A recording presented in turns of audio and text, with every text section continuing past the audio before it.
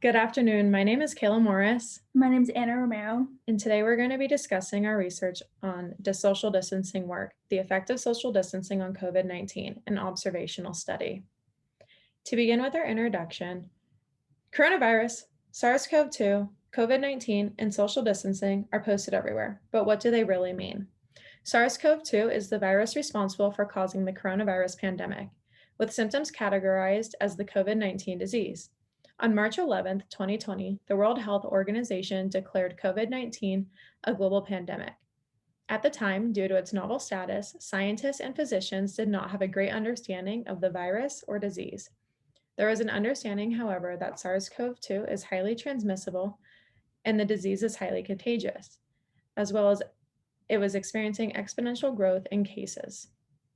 With no vaccine, treatment, or cure, it was imperative to follow social distancing to reduce the spread of COVID-19, which is primarily spread via droplets from the mouth and nose. Social distancing is the most controllable factor, and at the time of the research, the best way to flatten the curve was via social distancing. Italy and China were initially hit hard by COVID-19, resulting in strict lockdowns to slow the spread. The American government left social distancing guidelines up to each state's governor, and most governors eventually signed a stay-at-home order into law. This research aims to answer the question, how effective is social distancing and does it work with regards to COVID-19? The population for this study was the United States of America. A sample of 9 states with varying populations were chosen. The sample consisted of Arkansas, California, Hawaii, Idaho, New York, Montana, Oregon, Virginia, Washington. These states were chosen in order to mitigate bias.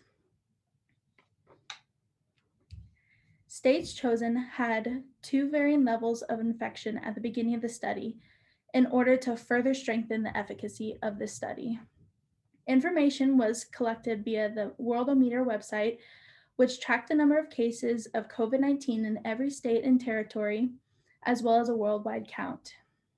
Every day from the 22nd of March 2020 to the 29th of April 2020, information was gathered from the website for the 9 states previously stated.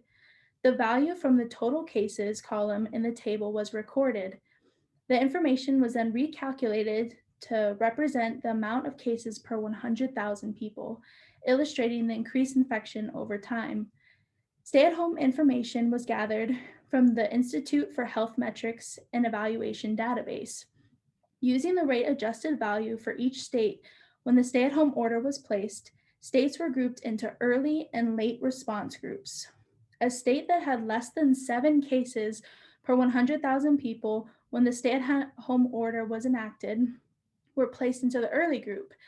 Contrastingly, any state with more than 7 cases per 100,000 people or states that never enacted a stay-at-home order were grouped into the late response. Rate-adjusted values per 100,000 people in each state were used for the statistical analysis. To calculate the change in rate, the value collected on April 29, 2020 was subtracted from the rate-adjusted value from the day that state implemented the stay-at-home order. The change in rate value for the state was added to the corresponding early and late groups in a spreadsheet. Using the coding software RStudio, an Anova test was conducted. We determined that an Anova test was best for this type of data we collected. In RStudio, the data set was uploaded and a statistical analysis was run due to the classification of the data we had collected. The separation of data between states that responded earlier and later to social distancing is a categorical distinction. There were 5 states in the early response and 4 in the late response. The rate-adjusted value for the number of cases per 100,000 people is also numerical data. Both variables are independent of one another, therefore, Anova was the best test to use. Anova was used to compare these 2 types of data and in order to determine a correlational relationship between these sets. Moving on to the results. As mentioned previously, States were separated into early and late responses, and this can be viewed in Table 1. Table 1 includes a comparison of change in rate of COVID-19 cases per 100,000 people from the stay-at-home order date listed to April 29th. The rate-adjusted cases on the date the stay-at-home order is listed per state below. States are grouped into early and late cases. The results of the Anova between the early and late response group showed that there was not a statistically significant difference with a p-value of 0.2 between states that enacted a stay-at-home orders earlier and later. The variance was high, with New York as an outlier, suggesting it skewed the data. This is represented by the black dot in Figure 1. The box plot in Figure 1 indicates a much lower mean, median, and quartiles for early states, which looks significant just by observation. A second Anova was then run, removing New York State. The results of this showed a statistically significant difference between states that responded early and states that responded late, with a p-value of 0.0342. This is represented in Figure 2. The box plot from Figure 2 illustrates a greater difference between the two response categories than it does in Figure 1. The whiskers on the box plot minimally overlap, and the majority of the data in the left box plot seems significantly lower than the one in the right, which is the late states. This is consistent with the p-value found. A comparison of the summary statistics of the two analyses with and without New York showed the skewedness of the outlier. The inclusion of New York greatly skewed the mean, third quartile, and maximum, which correlates with the insignificant p-value in the original Anova. And this is represented in Table 2. The first Anova test conducted included all 9 states and resulted in a p-value greater than 0.05.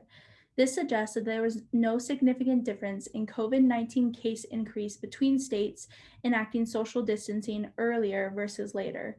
This was unexpected, as the summary statistics and box plots clearly depict a large difference in values between the two categories. For example, the mean value for the rate-adjusted cases in the early category is 68.2, whereas the later category, the mean value is 476.1, respectively a 600% increase. Similar results were found for all summary statistic values listed in Table 2. Additionally, Figure 1 clearly shows that the values in the early category do not have much overlap, seemingly indicating that there is a statistical difference between the categories. Based on the aforementioned values and graphs, an insignificant p-value was not expected. After further investigation, it was determined that New York's data, which had a much larger rate-adjusted value than the rest of the states, could be skewing the data. Therefore, it was excluded in the next analysis. Excluding New York changed the values for the late category, as shown in Table 2. After running Anova excluding New York, a significant difference was found.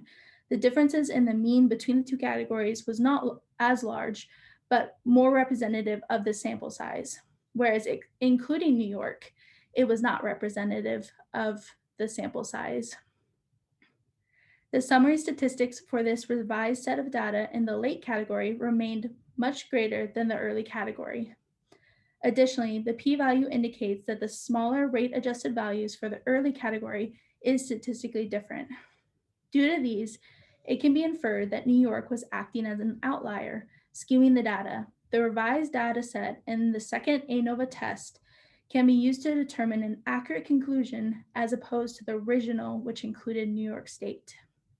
On to the conclusion. At the time of this data was collected, the research indicated that social distancing mandates were helpful in subduing the spread of COVID-19. The analysis of early and late states, excluding New York, supported the hypothesis that social distancing was effective.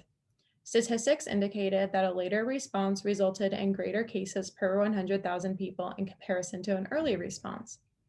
However, a year into this pandemic, the understanding of factors influencing COVID-19 case rates is more comprehensive.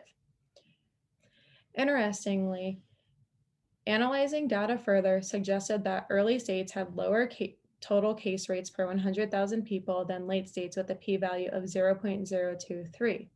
A box plot representing this relationship is below.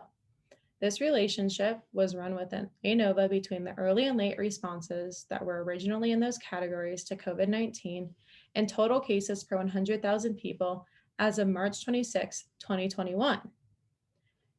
This is an incredible correlation suggesting that stay-at-home orders and social distancing had a significant overall impact on total COVID-19 cases during this past year. Well, we thank you all for taking the time to watch us and enjoy our research that we've conducted here at Carroll College. We would like to thank the Carroll College Biology Department, as well as Professor Emily Berglund for her ongoing support in our research and her support of our careers. We thank you for joining us today, and we hope you have a great rest of the day. If you have any questions, please feel free to email either of us, and our emails will be below this video. Keep social distancing.